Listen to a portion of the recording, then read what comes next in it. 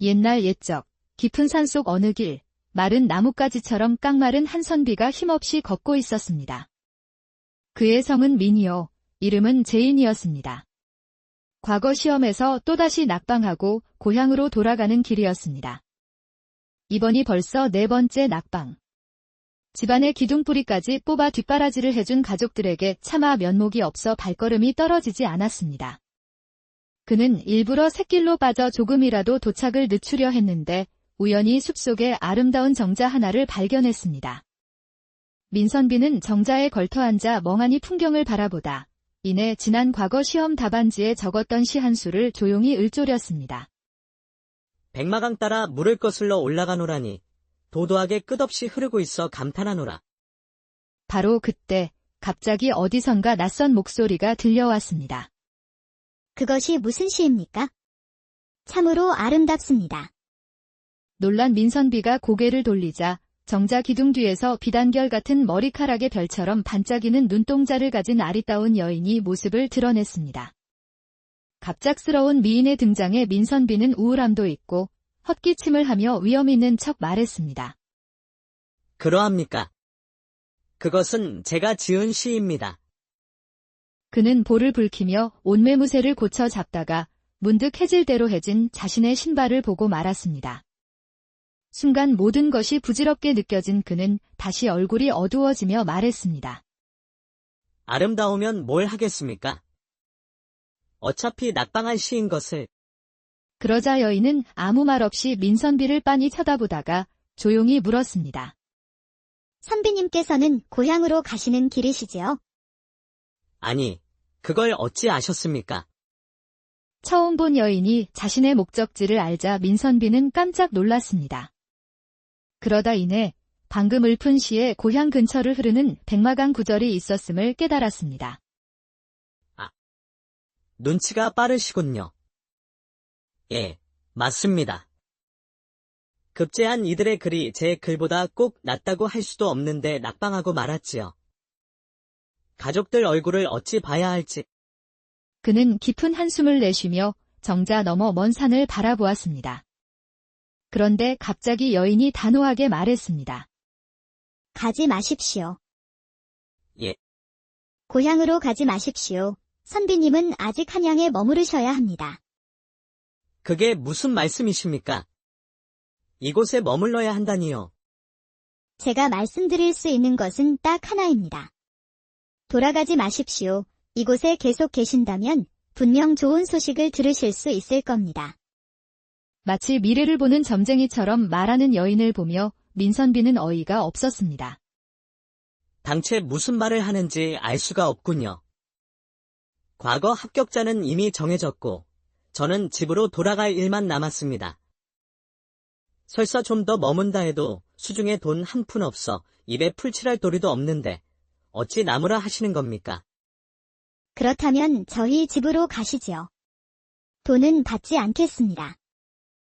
예. 처음 본 사내를 돈도 받지 않고 집에 데려가시겠다니요. 참, 아까부터 자꾸 이상한 말씀만 하시는군요. 저를 놀리시는 겁니까? 놀리는 것이 아닙니다. 단지 선비님께서 한양에 머무르시면 좋은 일이 생길 것이니 그러는 것뿐입니다. 또한 무일푼으로 머무는 것이 마음에 걸리신다면 제게 돈이 아닌 다른 것으로 보답하시면 됩니다. 돈이 아닌 다른 것이라뇨. 오직 나리께서만 주실 수 있는 그것을 주시면 됩니다. 그럼 함께 가시겠습니까? 민선비는 여인의 말이 도무지 이해되지 않았습니다. 하지만 차마 떨어지지 않는 발걸음 때문인지 여인에 대한 궁금증 때문인지 결국 그는 여인의 집으로 발길을 옮겼습니다.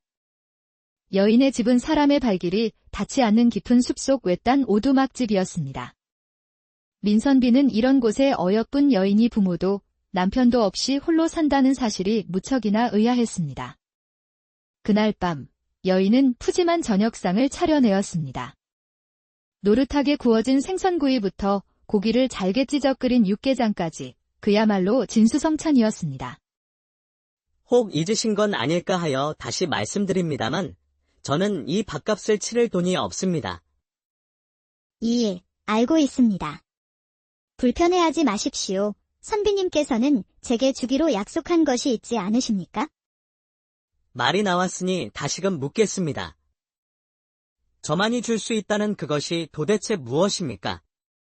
때가 되면 말씀드리겠습니다. 어려운 것이 아니니 걱정하지 마시지요. 그 말만을 남긴 채 여인은 조용히 자리를 떠났고 민선비는 우선 밀려드는 허기부터 채웠습니다. 다음 날 아침, 민선비는 따스한 햇살에 눈을 떴습니다. 방바닥은 온돌처럼 따뜻했고 머리맡에는 김이 모락모락 피어오르는 아침상이 놓여 있었습니다. 민선비는 속으로 생각했습니다. 천하절생 미녀가 나를 위해 이리도 정성을 다하다니. 내가 뭐 생명의 은인이라도 되는 건가? 대체 어찌 이런 대접을 해주나 몰라. 그날 이후로도 여인의 극진한 대접은 계속되었습니다. 새끼 따뜻한 밥은 물론 귀한 술까지 대접받으며 민선비는 하루하루가 꿈만 같았습니다. 산속 깊은 곳, 따뜻한 음식과 아름다운 여인. 민선비는 점점 여인에게 빠져들고 있었습니다. 그는 생각했습니다. 나를 처음 봤을 때부터 저 여인의 눈빛이 예사롭지 않았어. 굳이 떠나려던 나를 제 집으로 들인 것도 그렇고. 설마 나를 연모하는 것인가? 그러던 어느 날 밤이었습니다. 그날도 여인과 술잔을 주고받으며 식사를 마친 민선비는 기분 좋게 자리에 누웠습니다.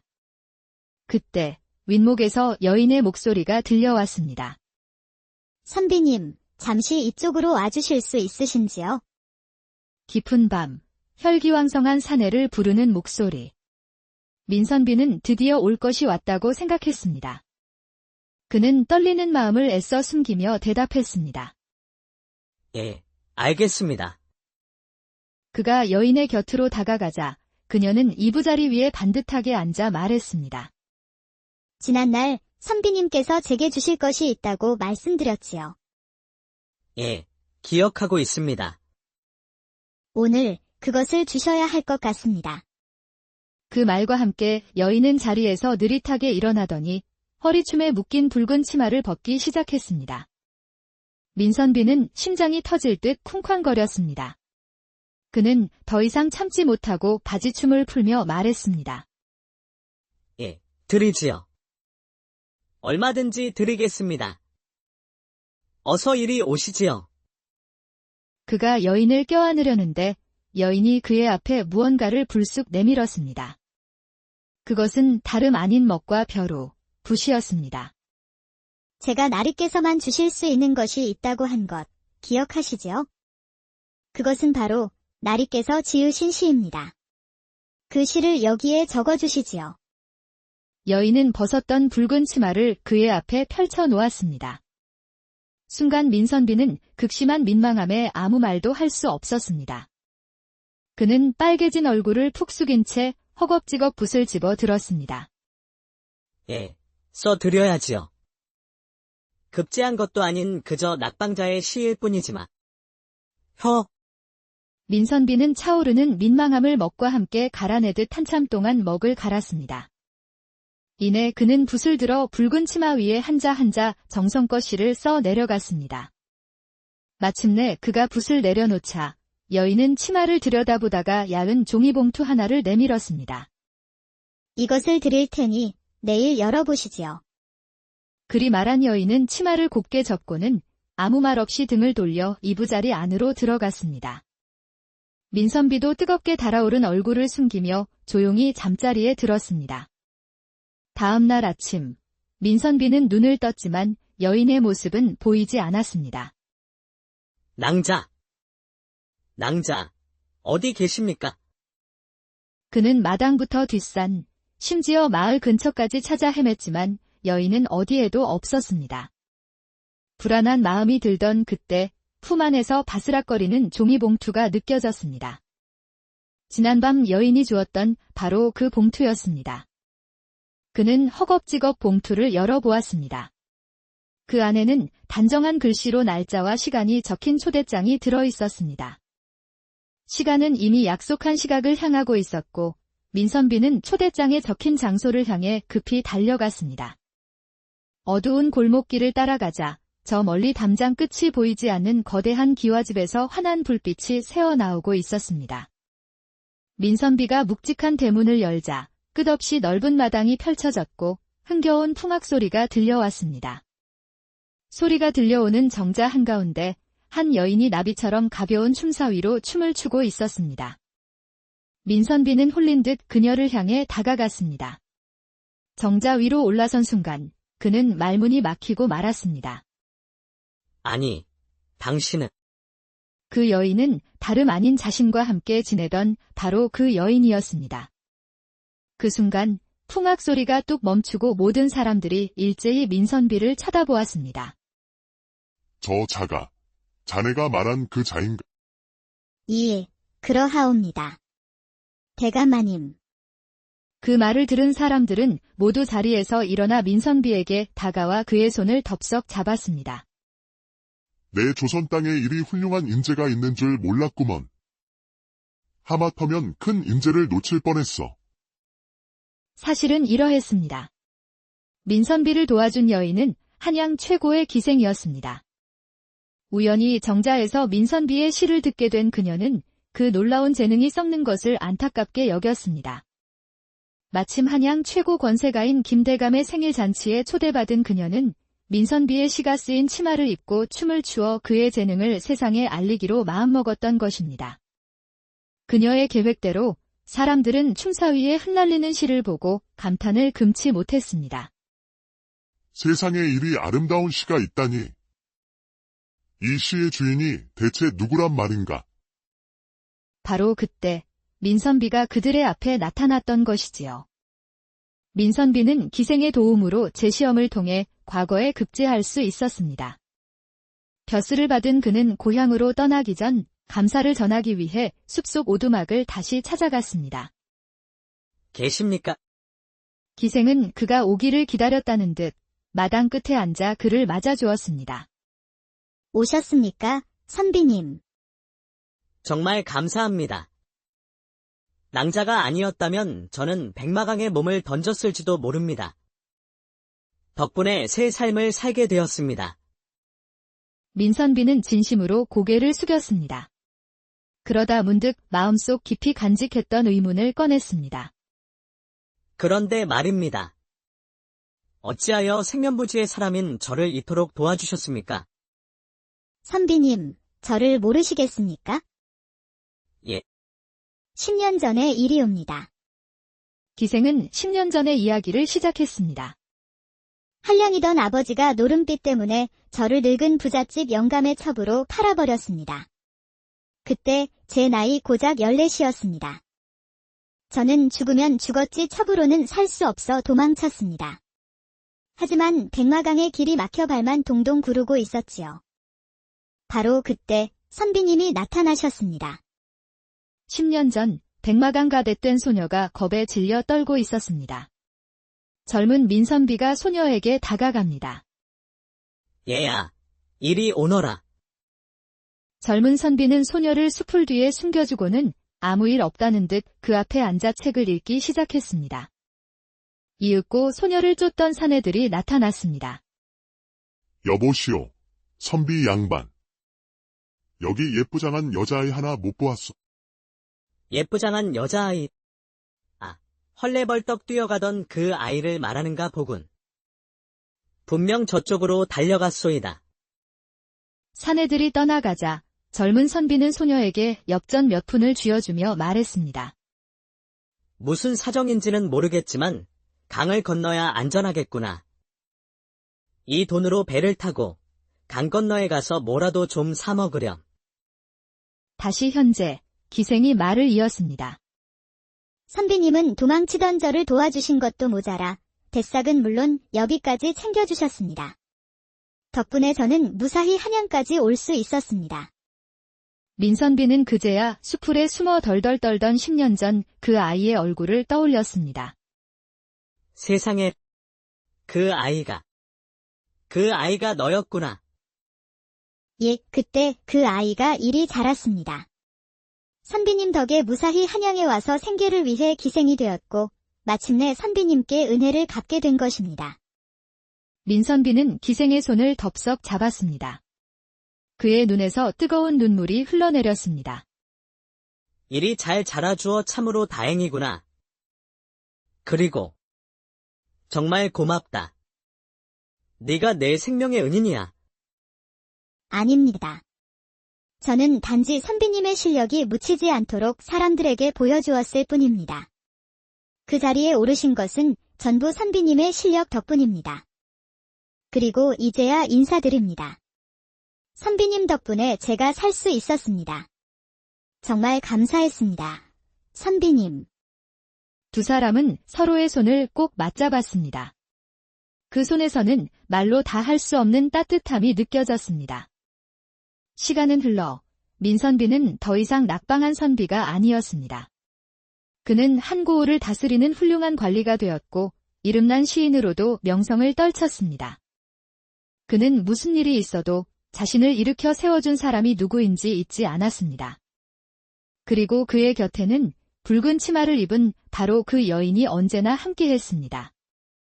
두 사람은 서로를 지탱하며 조선 땅의 작지만 따뜻한 빛을 더해 나갔고 사람들은 그들 덕분에 세상이 조금은 더 옛날 옛적 깊은 산속 어느 길 마른 나뭇가지처럼 깡마른 한 선비가 힘없이 걷고 있었습니다. 그의 성은 민이요 이름은 제인이었습니다. 과거 시험에서 또다시 낙방하고 고향으로 돌아가는 길이었습니다. 이번이 벌써 4번째 낙방. 집안의 기둥뿌리까지 뽑아 뒷바라지를 해준 가족들에게 차마 면목이 없어 발걸음이 떨어지지 않았습니다. 그는 일부러 샛길로 빠져 조금이라도 도착을 늦추려 했는데 우연히 숲속에 아름다운 정자 하나를 발견했습니다. 민선비는 정자에 걸터앉아 멍하니 풍경을 바라보다 이내 지난 과거 시험 답안지에 적었던 시 한 수를 조용히 읊조렸습니다. 백마강 따라 물을 거슬러 올라가노라니 도도하게 끝없이 흐르고 있어 감탄하노라. 바로 그때 갑자기 어디선가 낯선 목소리가 들려왔습니다. 그것이 무슨 시입니까? 참으로 아름답습니다. 놀란 민선비가 고개를 돌리자 정자 기둥 뒤에서 비단결 같은 머리카락의 별처럼 반짝이는 눈동자를 가진 아리따운 여인이 모습을 드러냈습니다. 갑작스러운 미인의 등장에 민선비는 우울함도 있고 헛기침을 하며 위험 있는 척 말했습니다. 그러합니까? 그것은 제가 지은 시입니다. 그는 볼을 붉히며 옷매무새를 고쳐 잡다가 문득 해질대로 해진 자신의 신발을 보고 말았습니다. 순간 모든 것이 부질없게 느껴진 그는 다시 얼굴이 어두워지며 말했습니다. 아름다우면 뭘 하겠습니까? 어차피 낙방한 시인 것을. 그러자 여인은 아무 말 없이 민선비를 빤히 쳐다보다가 조용히 물었습니다. 선비님께서는 고향으로 가시는 길이시지요? 아니, 그걸 어찌 아셨습니까? 처음 본 여인이 자신의 목적지를 알자 민선비는 깜짝 놀랐습니다.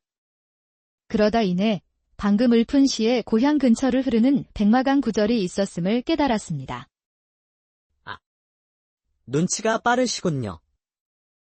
예, 맞습니다. 급제한 이들의 글이 제 글보다 꼭 낫다고 할 수도 없는데 낙방하고 말았지요. 가족들 얼굴을 어찌 봐야 할지. 그는 깊은 한숨을 내쉬며 정자 너머 먼 산을 바라보았습니다. 그런데 갑자기 여인이 단호하게 말했습니다.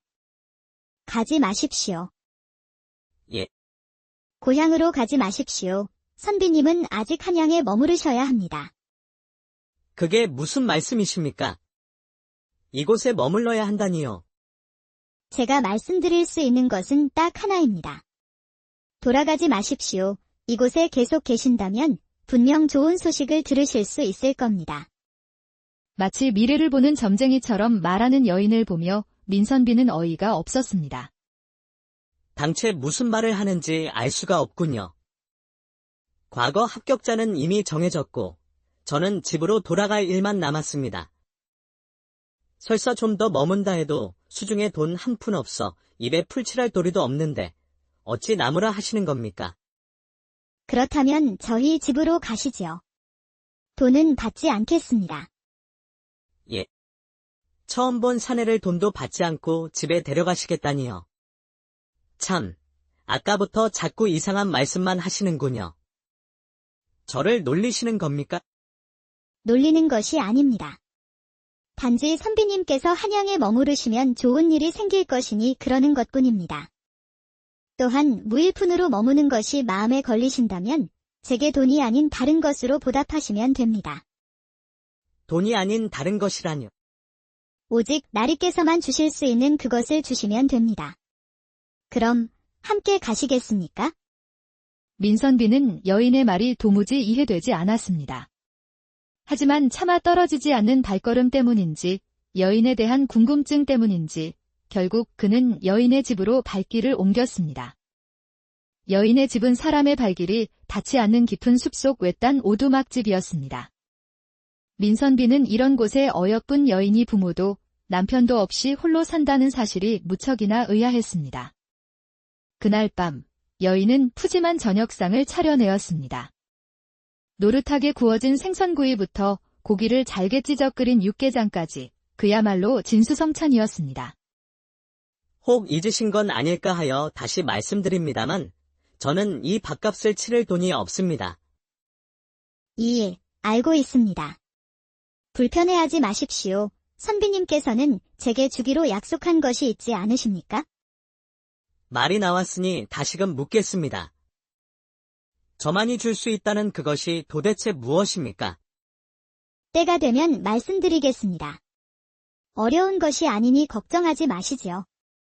그 말만을 남긴 채 여인은 조용히 자리를 떠났고 민선비는 우선 밀려드는 허기부터 채웠습니다. 다음 날 아침, 민선비는 따스한 햇살에 눈을 떴습니다.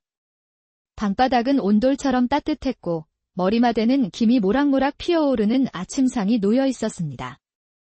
민선비는 속으로 생각했습니다. 천하절색 미녀가 나를 위해 이리도 정성을 다하다니. 내가 뭐 생명의 은인이라도 되는 건가? 대체 어찌 이런 대접을 해주나 몰라. 그날 이후로도 여인의 극진한 대접은 계속되었습니다. 새끼 따뜻한 밥은 물론 귀한 술까지 대접받으며 민선비는 하루하루가 꿈만 같았습니다. 산속 깊은 곳, 따뜻한 음식과 아름다운 여인. 민선비는 점점 여인에게 빠져들고 있었습니다. 그는 생각했습니다. 나를 처음 봤을 때부터 저 여인의 눈빛이 예사롭지 않았어. 굳이 떠나려던 나를 제 집으로 들인 것도 그렇고. 설마 나를 연모하는 것인가? 그러던 어느 날 밤이었습니다. 그날도 여인과 술잔을 주고받으며 식사를 마친 민선비는 기분 좋게 자리에 누웠습니다. 그때 윗목에서 여인의 목소리가 들려왔습니다. 선비님, 잠시 이쪽으로 와주실 수 있으신지요? 깊은 밤, 혈기왕성한 사내를 부르는 목소리. 민선비는 드디어 올 것이 왔다고 생각했습니다. 그는 떨리는 마음을 애써 숨기며 대답했습니다. 예, 알겠습니다. 그가 여인의 곁으로 다가가자 그녀는 이부자리 위에 반듯하게 앉아 말했습니다. 지난날 선비님께서 제게 주실 것이 있다고 말씀드렸지요. 예, 기억하고 있습니다. 오늘 그것을 주셔야 할 것 같습니다. 그 말과 함께 여인은 자리에서 느릿하게 일어나더니 허리춤에 묶인 붉은 치마를 벗기 시작했습니다. 민선비는 심장이 터질 듯 쿵쾅거렸습니다. 그는 더 이상 참지 못하고 바지춤을 풀며 말했습니다. 예, 드리지요. 얼마든지 드리겠습니다. 어서 이리 오시지요. 그가 여인을 껴안으려는데 여인이 그의 앞에 무언가를 불쑥 내밀었습니다. 그것은 다름 아닌 먹과 벼루, 붓이었습니다. 제가 나리께서만 주실 수 있는 것이 있다고 한 것 기억하시지요? 그것은 바로 나리께서 지으신 시입니다. 그 시를 여기에 적어주시지요. 여인은 벗었던 붉은 치마를 그의 앞에 펼쳐 놓았습니다. 순간 민선비는 극심한 민망함에 아무 말도 할 수 없었습니다. 그는 빨개진 얼굴을 푹 숙인 채 허겁지겁 붓을 집어 들었습니다. 예, 써드려야지요. 급제한 것도 아닌 그저 낙방자의 시일 뿐이지만. 민선비는 차오르는 민망함을 먹과 함께 갈아내듯 한참 동안 먹을 갈았습니다. 이내 그는 붓을 들어 붉은 치마 위에 한자 한자 정성껏 시를 써 내려갔습니다. 마침내 그가 붓을 내려놓자 여인은 치마를 들여다보다가 얇은 종이봉투 하나를 내밀었습니다. 이것을 드릴 테니 내일 열어보시지요. 그리 말한 여인은 치마를 곱게 접고는 아무 말 없이 등을 돌려 이부자리 안으로 들어갔습니다. 민선비도 뜨겁게 달아오른 얼굴을 숨기며 조용히 잠자리에 들었습니다. 다음 날 아침, 민선비는 눈을 떴지만 여인의 모습은 보이지 않았습니다. 낭자, 어디 계십니까? 그는 마당부터 뒷산, 심지어 마을 근처까지 찾아 헤맸지만 여인은 어디에도 없었습니다. 불안한 마음이 들던 그때 품 안에서 바스락거리는 종이봉투가 느껴졌습니다. 지난밤 여인이 주었던 바로 그 봉투였습니다. 그는 허겁지겁 봉투를 열어보았습니다. 그 안에는 단정한 글씨로 날짜와 시간이 적힌 초대장이 들어있었습니다. 시간은 이미 약속한 시각을 향하고 있었고 민선비는 초대장에 적힌 장소를 향해 급히 달려갔습니다. 어두운 골목길을 따라가자 저 멀리 담장 끝이 보이지 않는 거대한 기와집에서 환한 불빛이 새어나오고 있었습니다. 민선비가 묵직한 대문을 열자 끝없이 넓은 마당이 펼쳐졌고 흥겨운 풍악 소리가 들려왔습니다. 소리가 들려오는 정자 한가운데 한 여인이 나비처럼 가벼운 춤사위로 춤을 추고 있었습니다. 민선비는 홀린 듯 그녀를 향해 다가갔습니다. 정자 위로 올라선 순간 그는 말문이 막히고 말았습니다. 아니, 당신은 그 여인은 다름 아닌 자신과 함께 지내던 바로 그 여인이었습니다. 그 순간 풍악 소리가 뚝 멈추고 모든 사람들이 일제히 민선비를 쳐다보았습니다. 저 자가 자네가 말한 그 자인가? 예, 그러하옵니다. 대감마님. 그 말을 들은 사람들은 모두 자리에서 일어나 민선비에게 다가와 그의 손을 덥석 잡았습니다. 내 조선 땅에 이리 훌륭한 인재가 있는 줄 몰랐구먼. 하마터면 큰 인재를 놓칠 뻔했어. 사실은 이러했습니다. 민선비를 도와준 여인은 한양 최고의 기생이었습니다. 우연히 정자에서 민선비의 시를 듣게 된 그녀는 그 놀라운 재능이 썩는 것을 안타깝게 여겼습니다. 마침 한양 최고 권세가인 김대감의 생일 잔치에 초대받은 그녀는 민선비의 시가 쓰인 치마를 입고 춤을 추어 그의 재능을 세상에 알리기로 마음먹었던 것입니다. 그녀의 계획대로 사람들은 춤사위에 흩날리는 시를 보고 감탄을 금치 못했습니다. 세상에 이리 아름다운 시가 있다니. 이 시의 주인이 대체 누구란 말인가? 바로 그때 민선비가 그들의 앞에 나타났던 것이지요. 민선비는 기생의 도움으로 재시험을 통해 과거에 급제할 수 있었습니다. 벼슬을 받은 그는 고향으로 떠나기 전 감사를 전하기 위해 숲속 오두막을 다시 찾아갔습니다. 계십니까? 기생은 그가 오기를 기다렸다는 듯 마당 끝에 앉아 그를 맞아주었습니다. 오셨습니까, 선비님? 정말 감사합니다. 낭자가 아니었다면 저는 백마강에 몸을 던졌을지도 모릅니다. 덕분에 새 삶을 살게 되었습니다. 민선비는 진심으로 고개를 숙였습니다. 그러다 문득 마음속 깊이 간직했던 의문을 꺼냈습니다. 그런데 말입니다. 어찌하여 생면부지의 사람인 저를 이토록 도와주셨습니까?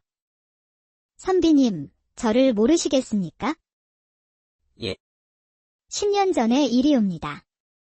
기생은 10년 전의 이야기를 시작했습니다. 한량이던 아버지가 노름빛 때문에 저를 늙은 부잣집 영감의 첩으로 팔아버렸습니다.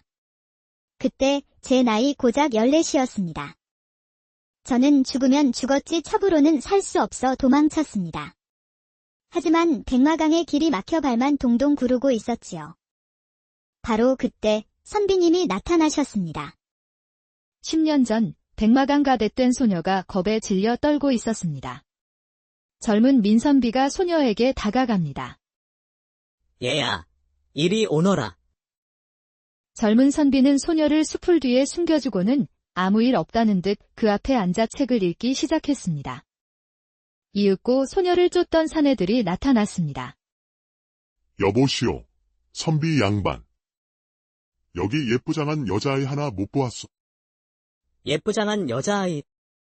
아, 헐레벌떡 뛰어가던 그 아이를 말하는가 보군. 분명 저쪽으로 달려갔소이다. 사내들이 떠나가자 젊은 선비는 소녀에게 엽전 몇 푼을 쥐어주며 말했습니다. 무슨 사정인지는 모르겠지만 강을 건너야 안전하겠구나.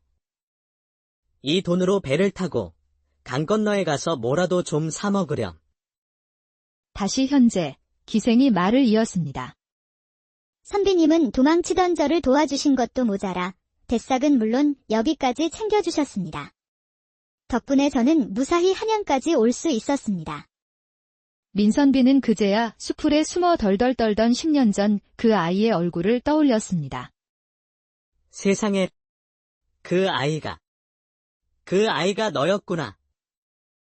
예, 그때 그 아이가 이리 자랐습니다. 선비님 덕에 무사히 한양에 와서 생계를 위해 기생이 되었고 마침내 선비님께 은혜를 갚게 된 것입니다.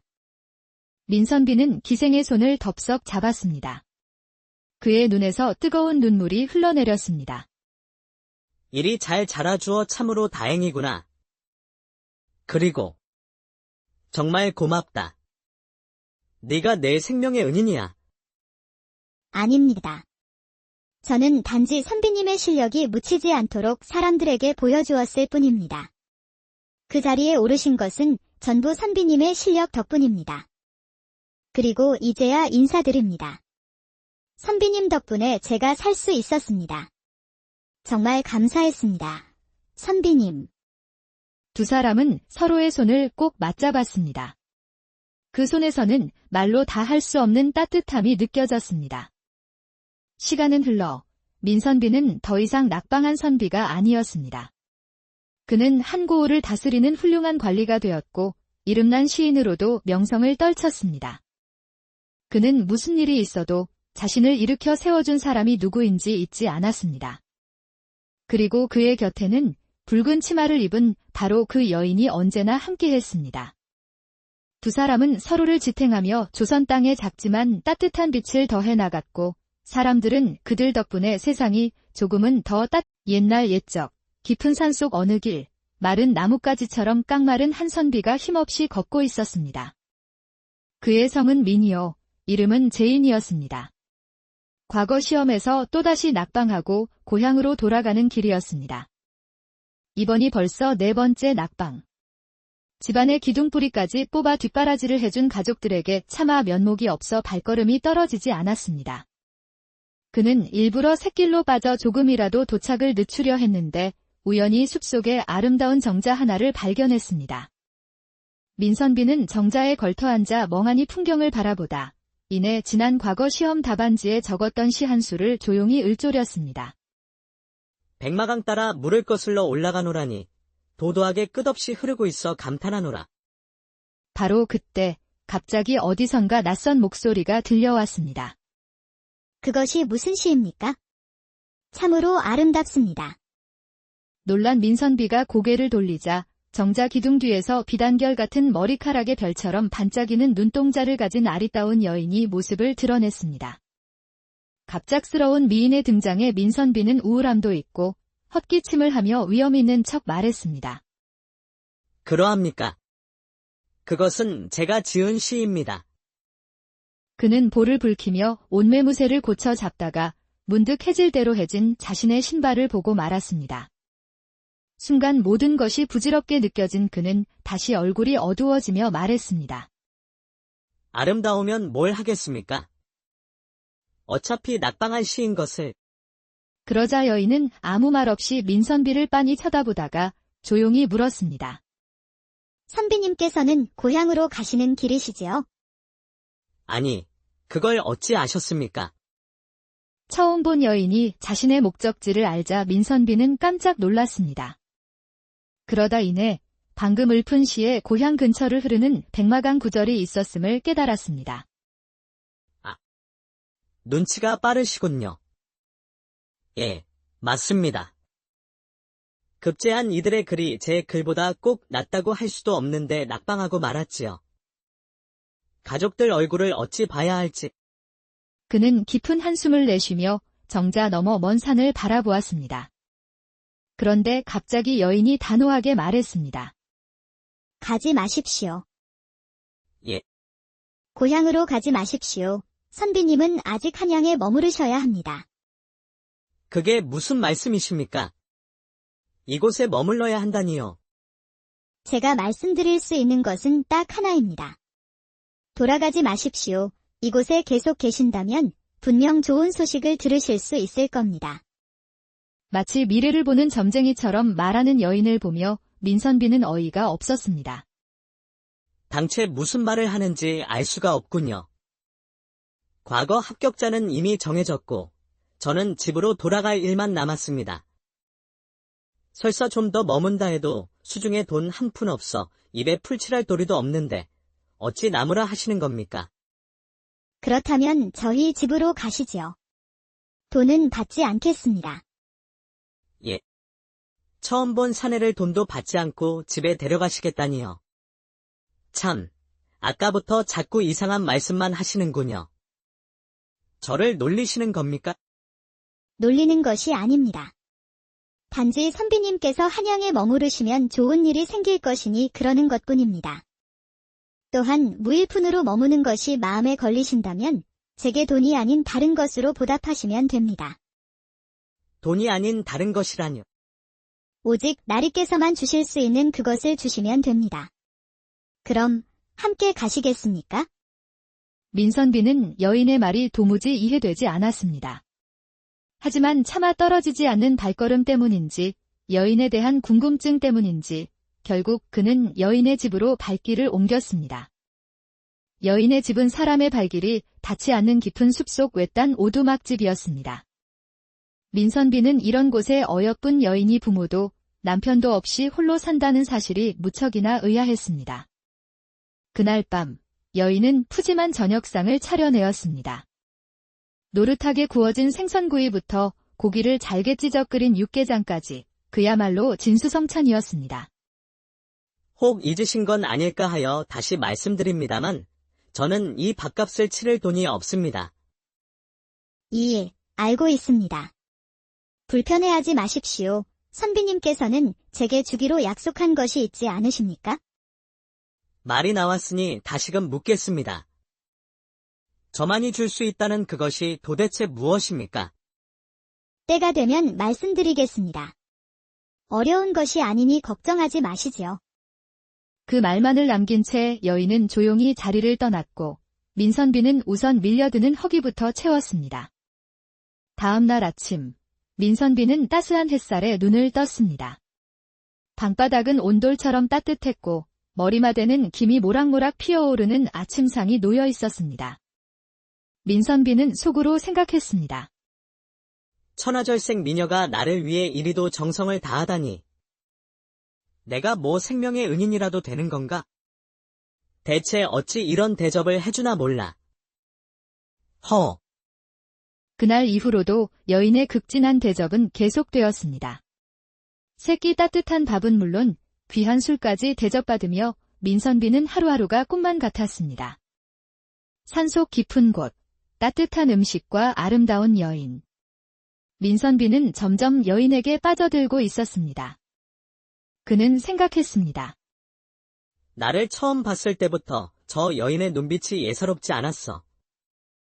굳이 떠나려던 나를 제 집으로 들인 것도 그렇고. 설마 나를 연모하는 것인가? 그러던 어느 날 밤이었습니다. 그날도 여인과 술잔을 주고받으며 식사를 마친 민선비는 기분 좋게 자리에 누웠습니다. 그때 윗목에서 여인의 목소리가 들려왔습니다. 선비님, 잠시 이쪽으로 와주실 수 있으신지요? 깊은 밤, 혈기왕성한 사내를 부르는 목소리. 민선비는 드디어 올 것이 왔다고 생각했습니다. 그는 떨리는 마음을 애써 숨기며 대답했습니다. 예, 알겠습니다. 그가 여인의 곁으로 다가가자 그녀는 이부자리 위에 반듯하게 앉아 말했습니다. 지난날 선비님께서 제게 주실 것이 있다고 말씀드렸지요. 예, 기억하고 있습니다. 오늘 그것을 주셔야 할 것 같습니다.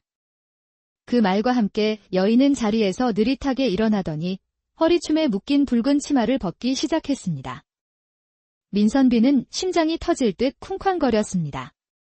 그는 더 이상 참지 못하고 바지춤을 풀며 말했습니다. 예, 드리지요.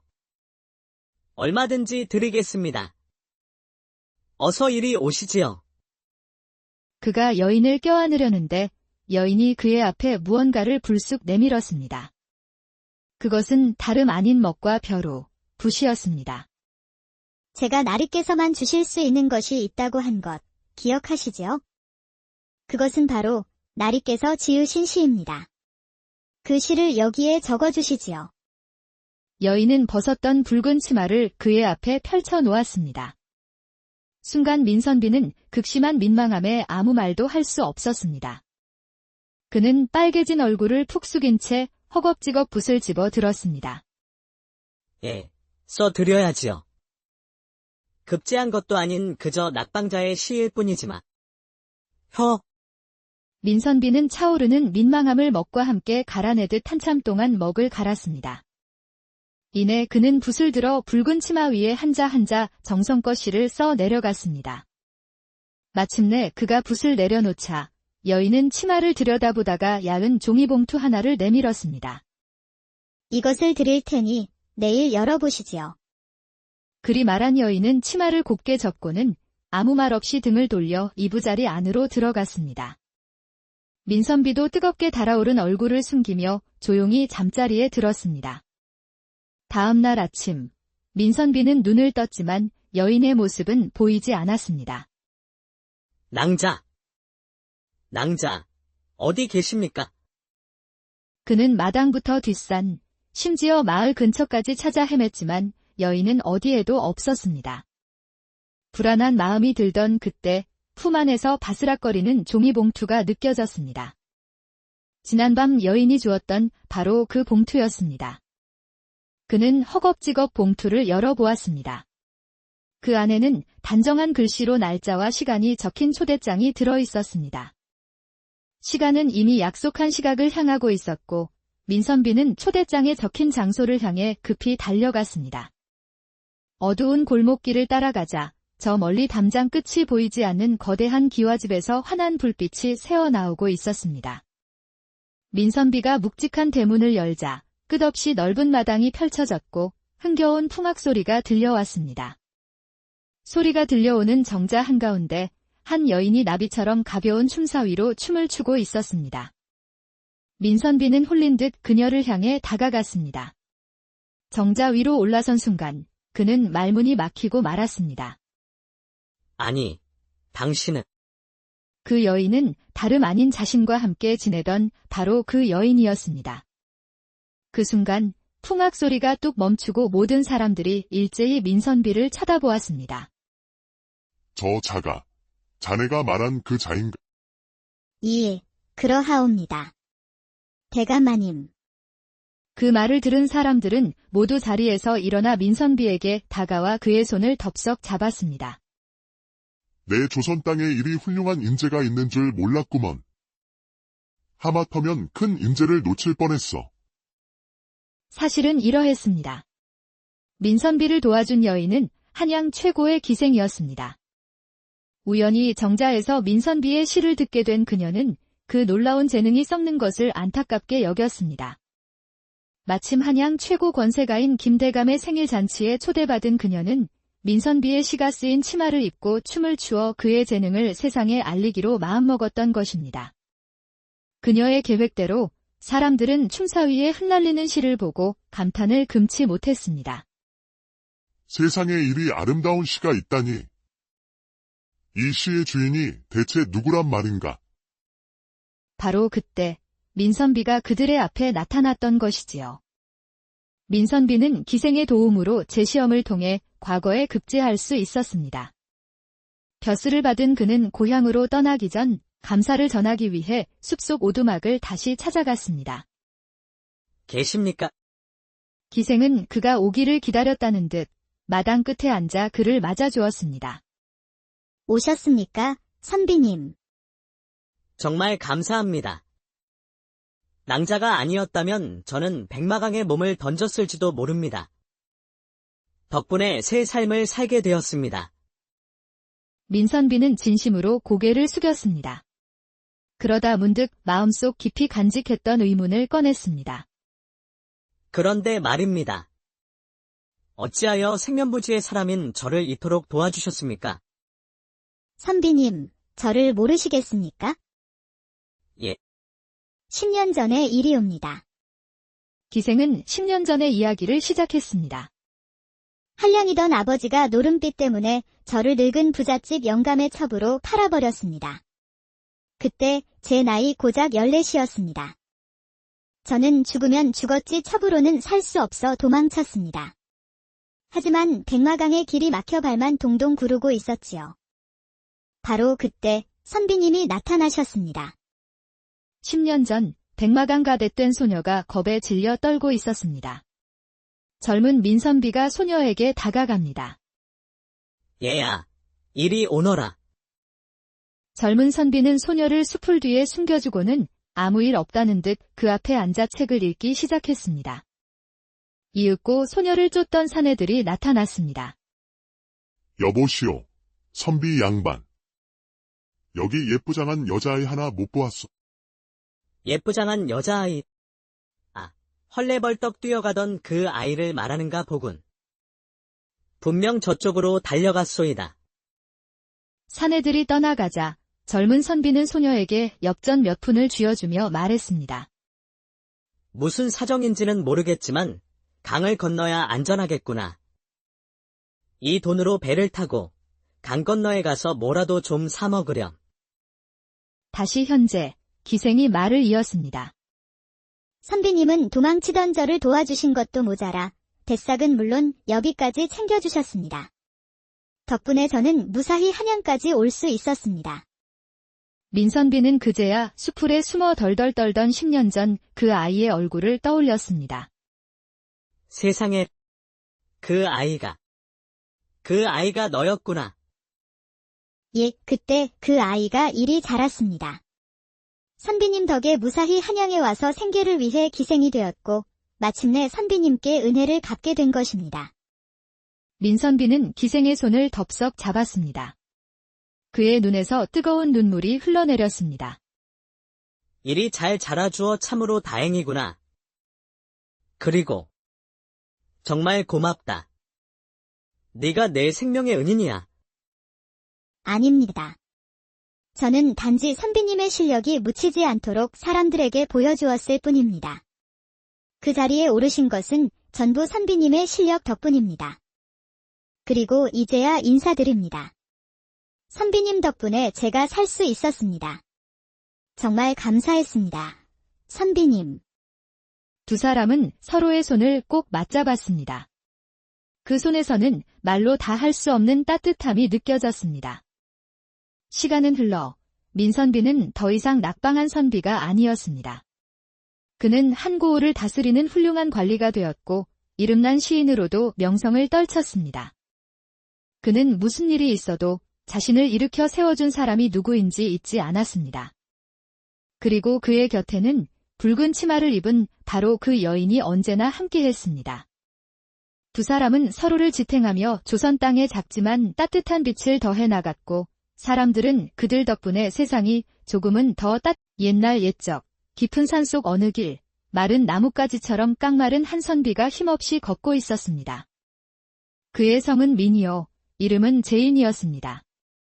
과거 시험에서 또다시 낙방하고 고향으로 돌아가는 길이었습니다. 이번이 벌써 4번째 낙방. 집안의 기둥뿌리까지 뽑아 뒷바라지를 해준 가족들에게 차마 면목이 없어 발걸음이 떨어지지 않았습니다.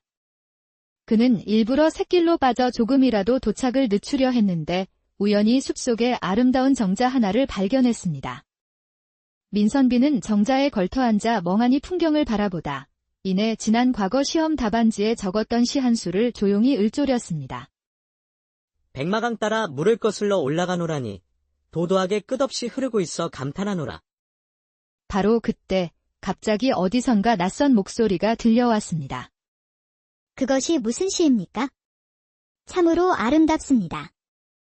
놀란 민선비가 고개를 돌리자 정자 기둥 뒤에서 비단결 같은 머리카락의 별처럼 반짝이는 눈동자를 가진 아리따운 여인이 모습을 드러냈습니다. 갑작스러운 미인의 등장에 민선비는 우울함도 있고 헛기침을 하며 위험 있는 척 말했습니다. 그러합니까? 그것은 제가 지은 시입니다. 그는 볼을 붉히며 옷매무새를 고쳐 잡다가 문득 해질대로 해진 자신의 신발을 보고 말았습니다. 순간 모든 것이 부질없게 느껴진 그는 다시 얼굴이 어두워지며 말했습니다. 아름다우면 뭘 하겠습니까? 어차피 낙방한 시인 것을. 그러자 여인은 아무 말 없이 민선비를 빤히 쳐다보다가 조용히 물었습니다. 선비님께서는 고향으로 가시는 길이시지요? 아니, 그걸 어찌 아셨습니까? 처음 본 여인이 자신의 목적지를 알자 민선비는 깜짝 놀랐습니다. 그러다 이내 방금 읊은 시에 고향 근처를 흐르는 백마강 구절이 있었음을 깨달았습니다. 눈치가 빠르시군요. 예, 맞습니다. 급제한 이들의 글이 제 글보다 꼭 낫다고 할 수도 없는데 낙방하고 말았지요. 가족들 얼굴을 어찌 봐야 할지. 그는 깊은 한숨을 내쉬며 정자 너머 먼 산을 바라보았습니다. 그런데 갑자기 여인이 단호하게 말했습니다. 가지 마십시오. 예. 고향으로 가지 마십시오. 선비님은 아직 한양에 머무르셔야 합니다. 그게 무슨 말씀이십니까? 이곳에 머물러야 한다니요. 제가 말씀드릴 수 있는 것은 딱 하나입니다. 돌아가지 마십시오. 이곳에 계속 계신다면 분명 좋은 소식을 들으실 수 있을 겁니다. 마치 미래를 보는 점쟁이처럼 말하는 여인을 보며 민선비는 어이가 없었습니다. 당최 무슨 말을 하는지 알 수가 없군요. 과거 합격자는 이미 정해졌고 저는 집으로 돌아갈 일만 남았습니다. 설사 좀 더 머문다 해도 수중에 돈 한 푼 없어 입에 풀칠할 도리도 없는데 어찌 나무라 하시는 겁니까?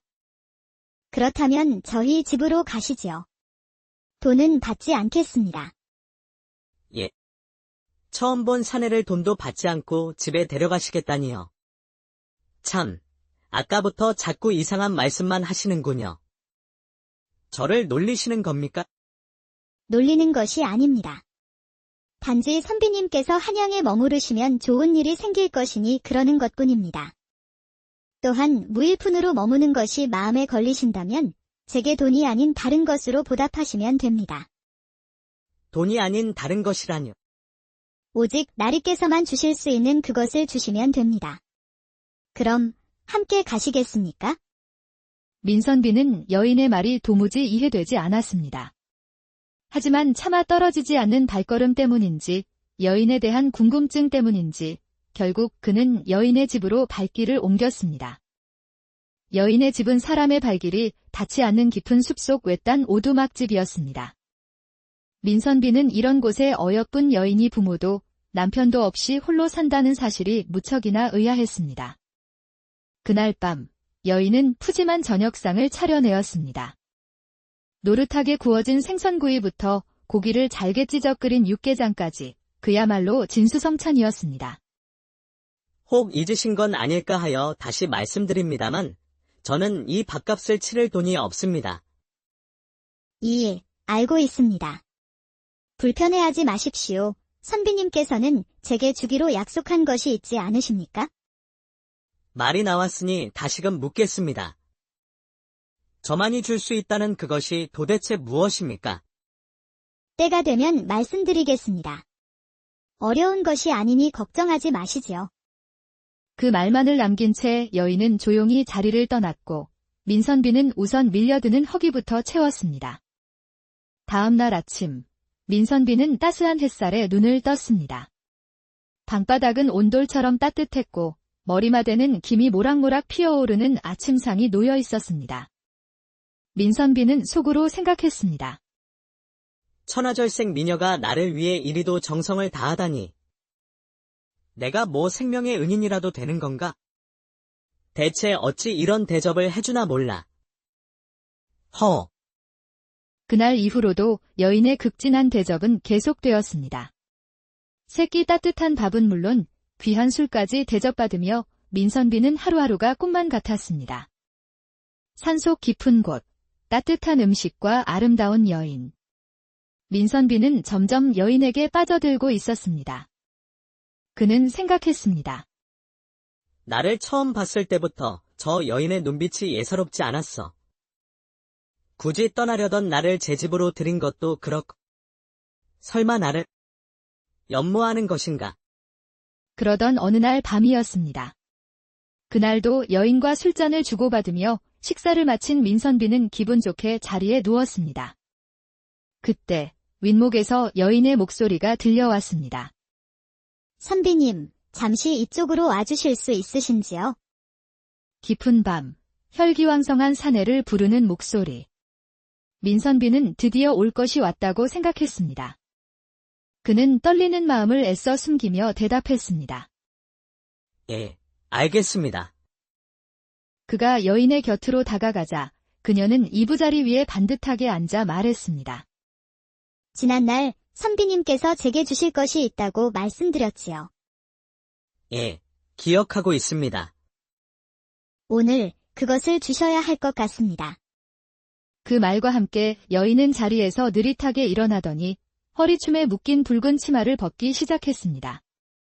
민선비는 심장이 터질 듯 쿵쾅거렸습니다. 그는 더 이상 참지 못하고 바지춤을 풀며 말했습니다. 예, 드리지요. 얼마든지 드리겠습니다. 어서 이리 오시지요. 그가 여인을 껴안으려는데 여인이 그의 앞에 무언가를 불쑥 내밀었습니다. 그것은 다름 아닌 먹과 벼루, 붓이었습니다. 제가 나리께서만 주실 수 있는 것이 있다고 한 것 기억하시지요? 그것은 바로 나리께서 지으신 시입니다. 그 시를 여기에 적어주시지요. 여인은 벗었던 붉은 치마를 그의 앞에 펼쳐 놓았습니다. 순간 민선비는 극심한 민망함에 아무 말도 할 수 없었습니다. 그는 빨개진 얼굴을 푹 숙인 채 허겁지겁 붓을 집어 들었습니다. 예, 써드려야지요. 급제한 것도 아닌 그저 낙방자의 시일 뿐이지만. 민선비는 차오르는 민망함을 먹과 함께 갈아내듯 한참 동안 먹을 갈았습니다. 이내 그는 붓을 들어 붉은 치마 위에 한자 한자 정성껏 시를 써 내려갔습니다. 마침내 그가 붓을 내려놓자 여인은 치마를 들여다보다가 얇은 종이봉투 하나를 내밀었습니다. 이것을 드릴 테니 내일 열어보시지요. 그리 말한 여인은 치마를 곱게 접고는 아무 말 없이 등을 돌려 이부자리 안으로 들어갔습니다. 민선비도 뜨겁게 달아오른 얼굴을 숨기며 조용히 잠자리에 들었습니다. 다음 날 아침, 민선비는 눈을 떴지만 여인의 모습은 보이지 않았습니다. 낭자, 어디 계십니까? 그는 마당부터 뒷산, 심지어 마을 근처까지 찾아 헤맸지만 여인은 어디에도 없었습니다. 불안한 마음이 들던 그때 품 안에서 바스락거리는 종이봉투가 느껴졌습니다. 지난밤 여인이 주었던 바로 그 봉투였습니다. 그는 허겁지겁 봉투를 열어보았습니다. 그 안에는 단정한 글씨로 날짜와 시간이 적힌 초대장이 들어있었습니다. 시간은 이미 약속한 시각을 향하고 있었고 민선비는 초대장에 적힌 장소를 향해 급히 달려갔습니다. 어두운 골목길을 따라가자 저 멀리 담장 끝이 보이지 않는 거대한 기와집에서 환한 불빛이 새어나오고 있었습니다. 민선비가 묵직한 대문을 열자 끝없이 넓은 마당이 펼쳐졌고 흥겨운 풍악 소리가 들려왔습니다. 소리가 들려오는 정자 한가운데 한 여인이 나비처럼 가벼운 춤사 위로 춤을 추고 있었습니다. 민선비는 홀린 듯 그녀를 향해 다가갔습니다. 정자 위로 올라선 순간 그는 말문이 막히고 말았습니다. 아니, 당신은. 그 여인은 다름 아닌 자신과 함께 지내던 바로 그 여인이었습니다. 그 순간 풍악 소리가 뚝 멈추고 모든 사람들이 일제히 민선비를 쳐다보았습니다. 저 자가 자네가 말한 그 자인가? 그러하옵니다. 대감마님. 그 말을 들은 사람들은 모두 자리